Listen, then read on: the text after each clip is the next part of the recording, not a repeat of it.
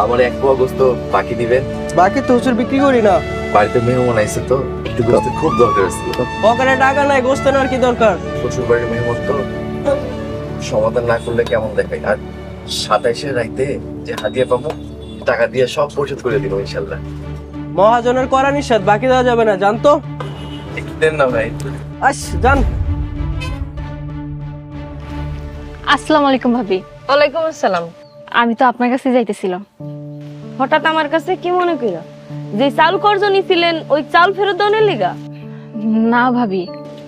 তাহলে আমার কাছে কি এর লিগা যাইতাছিলেন? ভাবি, অনেকদিন পর আমার বই না আমার বাড়িতে বেড়াইতে আসছে। তো আমি কি করব? আমারে আরো 1 কেজি চাল কর্জ দিতে পারবেন? 1 কেজি চাল নিয়া 1 মাস ধরে ঘুরাইতেছেন, আবার কর্জ চাইতেছেন আপনি? বাড়িতে মেহমান দেন না ভাবি। 27 রমজানের পর বাজার করলে আপনারে দিয়া দিব। আল্লাহ রাস্তা মাফ করো, আর কোনো কথা কইও না। আমার 1 কেজি চাউল বাকি দিবেন। আপনার কাছে তো আগের অনেক টাকা পাই, বাকি তো দেওয়া সম্ভব না। বাড়িতে মেহমান আইছে। আপনি হুজুর মানুষ, আপনারা সম্মান করি, শুধুমাত্র এই কারণে অনেক বাকি চান না। ইনশাল্লাহ 27-এ রাইতে যে হাদিয়া পাবো তা দিয়ে সব পরিশোধ করে দিব। আমি সরি, আমারে মাফ করে দেন, আমার পক্ষে সম্ভব না দেয়া। একটু দয়া করেন, শ্বশুর বাড়ির মেহমান তো মান সম্মান থাকবো না। কি মুসিবতের মধ্যে পড়লাম আমি। ঠিক আছে, এইবারই শেষ, কিন্তু বিষয়টা মনে রাখেন।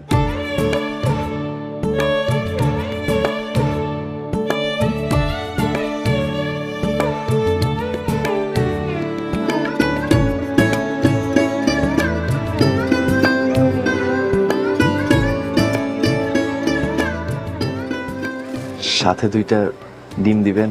সাইল দিছে, আবার ডিম নিতে পারুম না। একটু দেন না ভাই।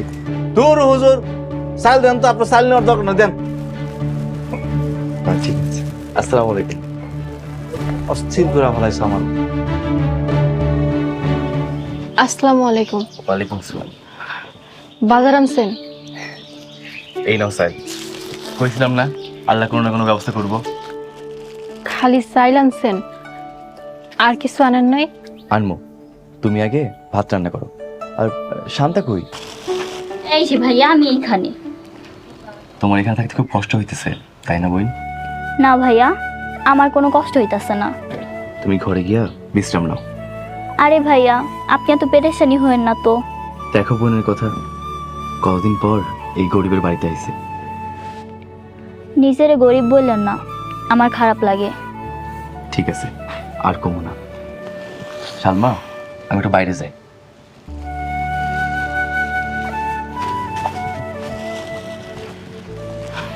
আপু, কি রান্না করবা?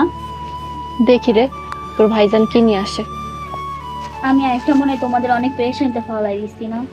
তুই যে কি কস না, তুই আইসস তো ভাইজান খুব খুশি হয়েছে। ভাইজানের মনটা সত্যি অনেক ভালো।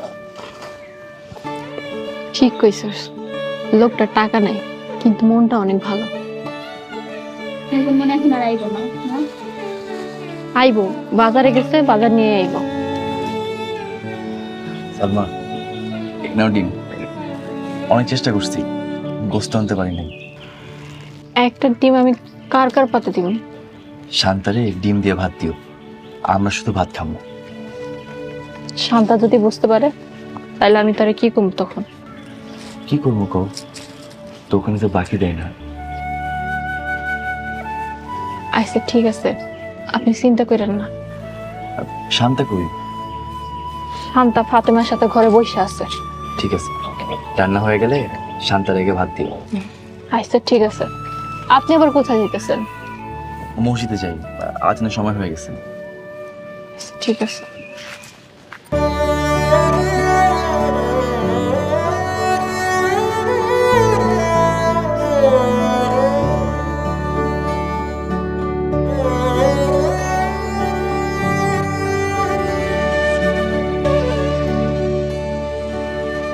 কিরে শান্তা, রোজা রাখছিস?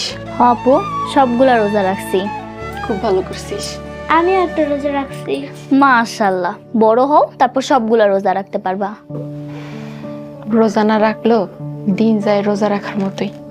আপু, ভাইয়া কি নামাজ পড়াইতে গেছে? হরে, তোর ভাই গেছে মসজিদে নামাজ পড়াইতে। তুমি ভাইয়ারে নিয়ে আমাকে বাড়িতে যাইতে পারো না? আমরা হইলাম গরিব মানুষ, আম্মা আমাকে পছন্দ করে না। আম্মাই তো পাঠাইছে তোমার বাড়িতে আমারে। তুই বস, আমি রান্না করে যাই। আপু এত ব্যস্ত হয়েও না তো। তুই ফাতেমার সাথে বসে গল্প কর, আমি চাই। ফাতেমা, মা তুমি কি খাইছো? গতকাল থেকে আমরা কিচ্ছু খাই নাই। কেন গতকাল থেকে কিছু খাও নাই? বাবার কাছে টাকা নাই, তাই চালও কিনতে পারে না। তাহলে তোমরা কি খাইছো? খালি মুড়ি খাইছি।